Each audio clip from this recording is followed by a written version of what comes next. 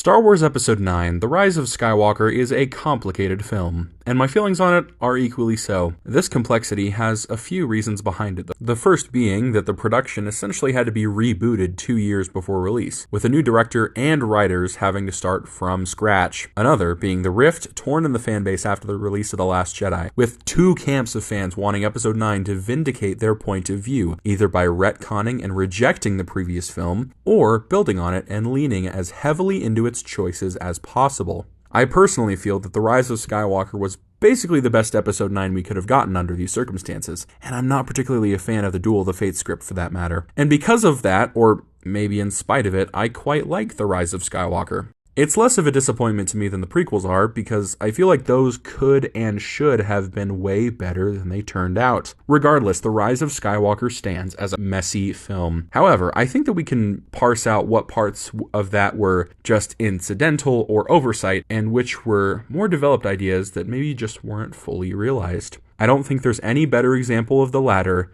than Palpatine's plan. So, Palpatine's return in Episode 9 is already a daunting task, and on top of all the other challenges J.J. Abrams and Chris Terrio faced with this project, how do you make his return a tangible threat that can impact the characters and give the story more gravity? Well, let's find out. The film starts with Palpatine revealing to Kylo Ren that he was the one orchestrating not only the First Order, but controlling Snoke himself and being the literal puppet master for the last 30 years to set the galactic stage for his return to power. After this, he offers Kylo command of the Sith fleet if he will do just one thing: kill Rey. Now, if you remember what happens in the rest of the movie, do you think Palpatine actually wants Rey dead? Of course not.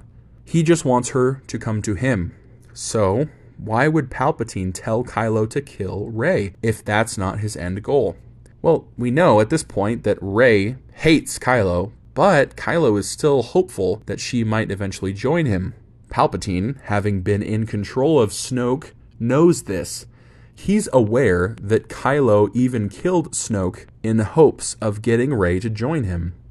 So, if Palpatine asks Kylo to kill Rey, what will actually happen? Well, what happens in the movie? Kylo makes the offer to Rey again, telling her straight up that he doesn't plan to kill her.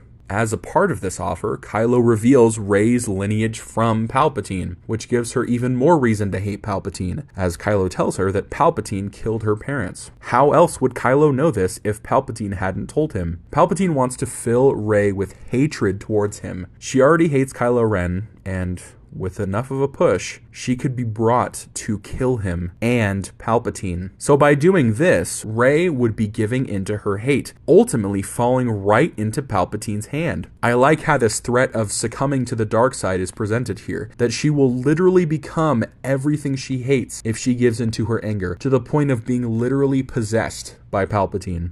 Keep in mind that, up to the point that Rey stabs Kylo, everything has gone according to Palpatine's plan, even to the point of Rey leading the resistance to Exegol and going in with the intention to kill Palpatine, which Palpatine even rubs in her face to try to convince her to strike him down. Now we get into where his plan ultimately fails.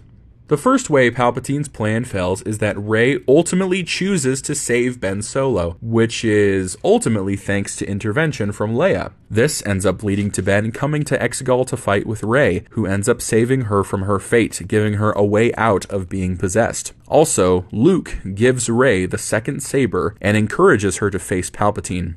The other issue with Palpatine's plan is the only piece of information that he didn't already know. Rey and Ben Solo being a Force dyad came as a surprise to Palpatine, which he jumps on the chance to harness, realizing he can circumvent this whole possession business. It's clear that given the choice to just rule the galaxy as himself, he would. Possessing Rey is clearly his last option for galactic rule up to that point.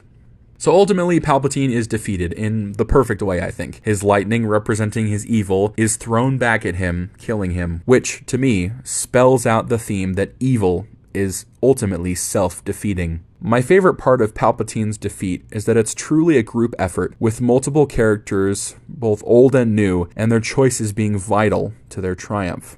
This reinforces the themes of unity and working together that are present in the movie. We had each other. That's how we won.